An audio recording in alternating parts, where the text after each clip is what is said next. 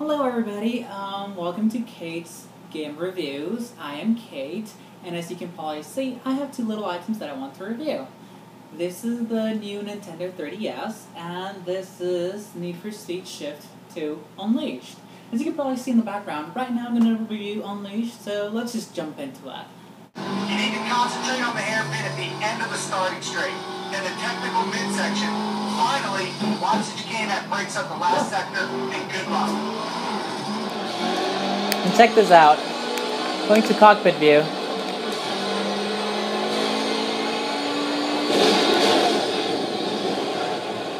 Look at my tire over there. So about this game, there are many things to like. The graphics are very pretty. I wouldn't quite put them next to Forza and GT5, because, yeah, they're not as pretty. They're almost as pretty, but I think there's a little bit lacking here. Also, the HUD is pretty much like Need for Speed Shift, the first one. It's all nice and sleek with those numbers, very organized and everything. The red counters in the car, they all work. You can see, right now in the cockpit view, in the corner, when entering the corner, you can notice how the camera kind of turned without the car to indicate you that you were getting near to the corner, like you would turn if you were driving for real. And that's a nice little detail that I like a lot.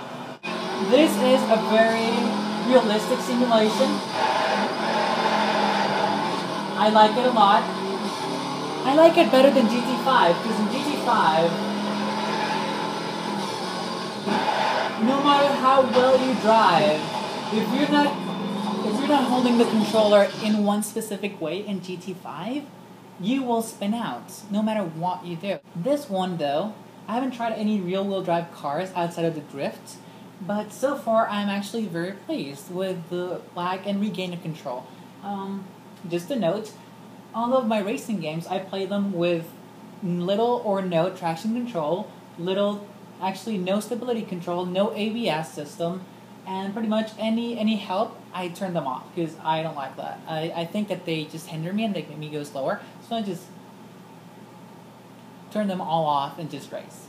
It's a little bit hard in this game, if you're driving an all-wheel drive car like the Impreza, to drift nicely the way you want to.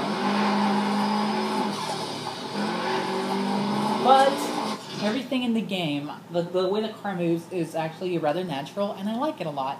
When you're getting into the game, it's kind of hard at first to understand how the car's controlled, because sometimes they steer a little bit too much, sometimes they steer a little bit too little, but it's kind of like just, finding the middle ground there and where you feel comfortable.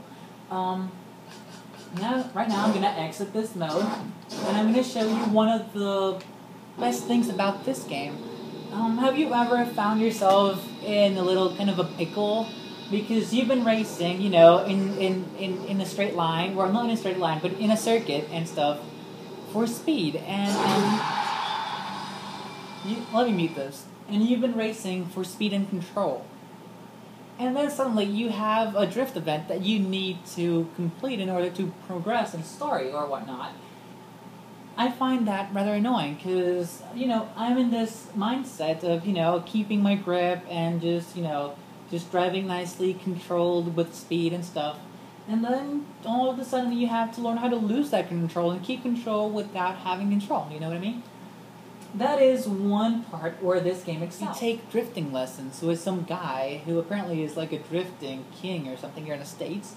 He's obviously sponsored by Monster, and he drives a Ford Mustang. Go figure.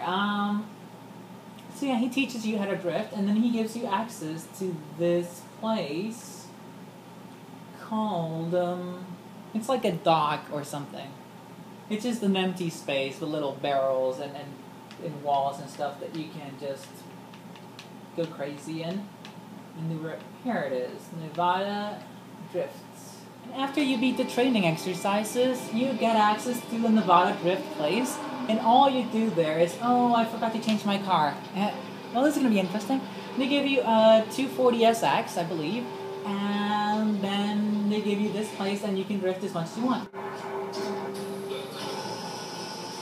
So as I was saying, after you beat the trainer guy and his exercises to learn how to drift, he gives you a 240SX, the one that you learn how to drift in, And he gives you access to the Nevada playground place for drifting.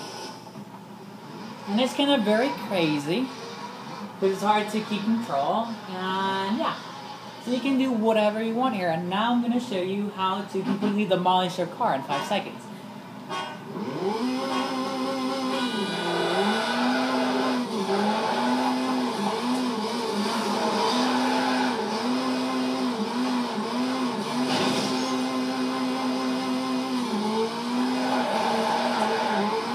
So I think that EA had a really good idea when they introduced this drift mode, because you can go from being a total noob like this to being a pro like this. Check it out.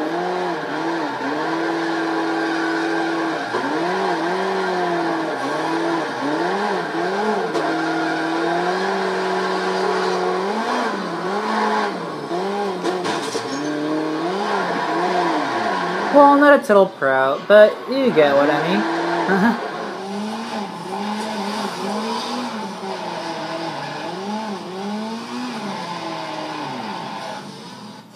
So yeah, that concludes, I guess, my review for Need for Speed Shift 2.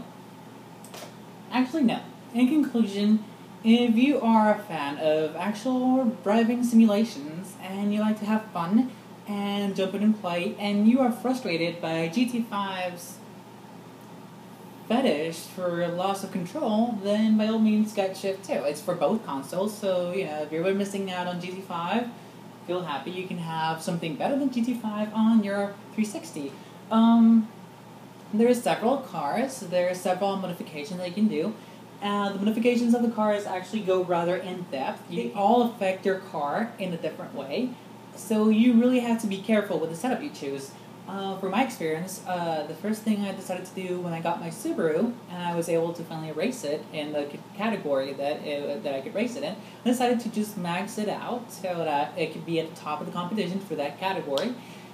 And I decided that the most important thing that my car would need, you know, fighting against, you know, Caterhams and Audi R8s and Maseratis and stuff like that, I decided that the best thing to, you know, put into the car, you know, considering that these cars have awesome engines like V8s and V6s and stuff, decided that the most important thing was to give it power. I was wrong. Power and no control really affects you really bad. So you can actually feel the suspension being all wobbly. You can see how the car actually moves left and right and how it actually loses control. Something I find actually that I like also about this game is, in other games, in the racing games, when you go out of the tarmac, when you get off the track and you go onto grass or gravel or whatnot, you just slide, or maybe you get slowed down. In this game, you not only slide, you not only get slowed down, but if your tire actually manages to get enough friction with the ground, with the gravel, say it digs into the gravel, you will at least turn sideways. Most likely, however, you will roll and you will die.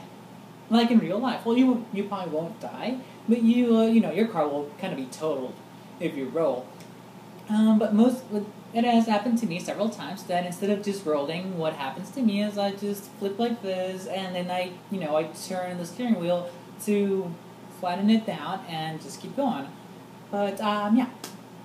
So that's my review. That's Kate's review for Need for Speed Shift 2 Unleashed. I hope you enjoyed it, and thanks for watching. And if you have any comments, feel free to post them. If you have any questions, feel free to ask them. I will answer them to the best of my ability. Again, I'm Kate. Thanks for watching Kate's game review, and have a good one.